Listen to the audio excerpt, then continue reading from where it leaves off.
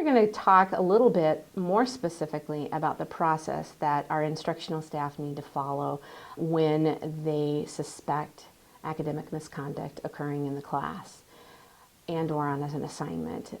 So first of all, you see, notice, you suspect something has happened within the classroom and or on assignment. You do a short investigation. You first start with inviting that student in to visit with you about what you suspect and what you see. You can share with them the facts that you see and what leads you to believe that academic misconduct has occurred, how you see maybe the student has cheated in the class and or the citing that you have found in their paper. That is presented to the student in a short meeting with them, talking to them a little bit about what you saw. Then from there, you give them the opportunity, and this is key, you give them the opportunity to express what they foresee has happened, and they then get to talk about their own standpoint in the situation. After you have heard that student's side of the story, and after you've analyzed all the facts that you've gathered, you put together kind of a thought process in an investigative way. What truly happened? Did it occur or did it not occur? If academic misconduct did not occur, things stop and you just kind of leave that for your notes in your file. If academic misconduct did occur, you're going to have to go through a little bit more of a thorough process, and we'll talk about that in just a little bit. Within Chapter 14, you have an opportunity to decide on a sanction. So the sanction needs to match whatever level of misconduct occurred. And it needs to be balanced in some way, shape, or form with the actual violation. And we'll talk a little bit about the different levels of violation and as well the different types of sanctions that can match those types of violations. There are 3 different levels: Group A, Group B, and Group C. In Group A, they're the lower level situations that have occurred, situations where maybe your information and facts don't match to the student's information and fact, but your gut is telling you, I'm pretty sure that academic misconduct did occur. You may also find that the student's explanation for what has happened is not necessarily a good one, but is an explanation for the academic misconduct that happened. For instance, they could tell you they were stressed out, they had multiple different assignments to do, and they just quickly cut and paste and they forgot to cite a particular quote that they took off the internet. You can, in this Group A sanctions, you can orally reprimand them and just say, I don't ever want to see this happening again. I think that you've learned from your situation, and allow that to not be documented and just to be a conversation between you and the student. You also can have a written reprimand, and that written reprimand just goes into a file within your own office. You present an email to the student and let the student know what you found and that you're giving them a written reprimand. You also can assign them to repeat the work and grade them on the merit of the work that they did in that repeated work. However, you also can choose multiple sanctions within that area. You could orally reprimand them and also require that they repeat the assignment. You can give them a written reprimand and also ask them to repeat the assignment. So you can have a combination of more than one within Group A.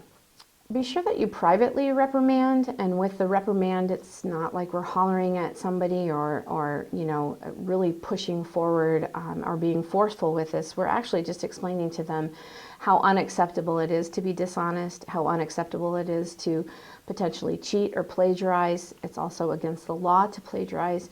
Those types of things are things that we need to communicate within the reprimand. So it's important to do that in a civil and respectful manner that hopefully will bring about some change in that student's attitude about cheating and or being dishonest on their paperwork and classwork.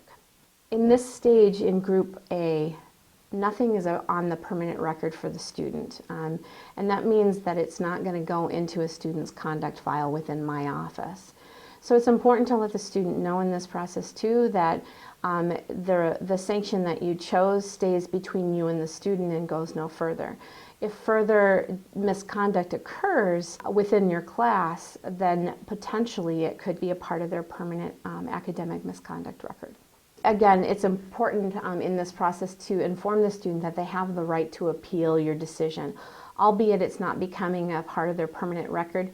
They do within Chapter 14 have the right to contest any sanctions that are applied, and so it's important to make sure that they have that information.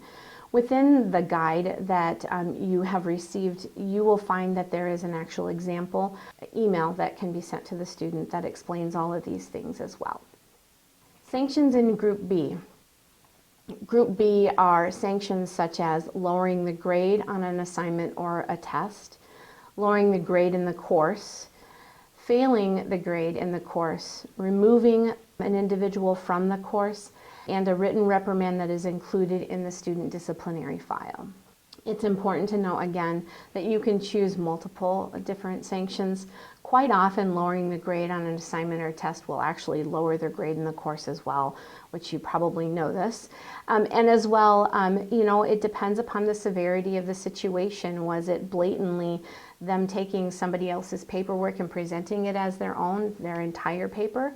Or was it one or two sites that they didn't cite their work properly? So kind of utilize that as a gauge depending upon how severe it is and whether or not the student needs to have multiple sanctions or not is really important for their learning process.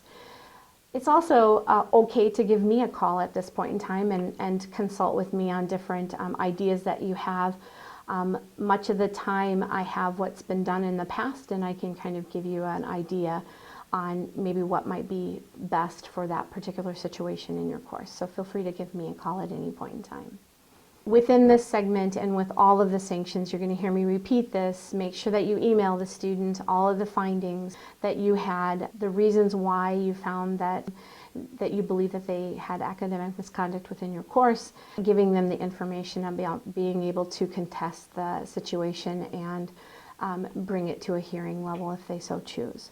Again, you'll have the opportunity to review that type of email and report within the guide that I have provided on our website. After emailing the student the written report or letter about the result of their academic misconduct, this level and level B, all of these sanctions or any of these sanctions must be reported to our area in the dean's office. And so I will take that report through our website incident report. It's important for you to upload the letter and or copy paste that letter into the body of the incident report. I record that in our software so that we have a record of the student's misconduct. So please make sure that you are able to do that. The next level of sanctions really brings it to a pretty serious and or egregious violation of academic misconduct. This is typically repeated violations of academic misconduct in different ways. A lot of times my own office will see the repeated situations that have occurred once a report is sent in to me, and I then will take it up with the student potentially to bring it to a hearing where academic misconduct, disciplinary probation may be put into place, and or suspension or expulsion may be considered. So at this level, you are welcome to also, in your letter or in your conclusion, state that you are recommending this to happen because it has happened maybe multiple times within your class, and or in consultation with me, we find out together that it's happened multiple times across campus. That can be then a opportunity for you to state that you would recommend probation, suspension, or expulsion within the letter that is sent to the student. We then immediately in my office go to pulling together a academic misconduct hearing committee, and they then review all the facts and determine if probation, suspension, or expulsion are the correct and or the best fit sanctions for that particular student. Again, submitting that report through our website is extremely important, and making sure that that student has a copy of that report via email is key as well. That in a nutshell, or in a huge nutshell, is what Chapter 14 is about. I always joke about the legal language that is in Chapter 14. It certainly is something that can put me to sleep at night reading it. So if you have trouble sleeping, this is a great document to look at and read. Otherwise, I would really encourage you to make sure that you do visit our website and know and understand Chapter 14 in the legal messages, but also in maybe the simplified version that we provide in the guide. There is a flow chart that is available as well that kind of brings you slowly and hopefully easily through the steps from the suspicion of academic misconduct to the invitation to meet with the student, to the investigation pieces, to the actual sanctioning, and then to the reporting piece. So it's important to, again, kind of review some of that information and know the flow chart fairly well if you can. That being said, if you have any questions, my office is always open, and I know that your department chairs are typically available for you to kind of run these types of things by as well. They are great in terms of knowing and understanding what's going on. And if you review some of the process, you're going to find that you do need to copy your department chair on quite a few of the reports that come in. I believe it's Group B and Group C that the department chair needs to be copied in on. And as you can see on this slide as well, the instructor guide is there, as well as Chapter 14 is available. Again, please let me know if you ever have any questions.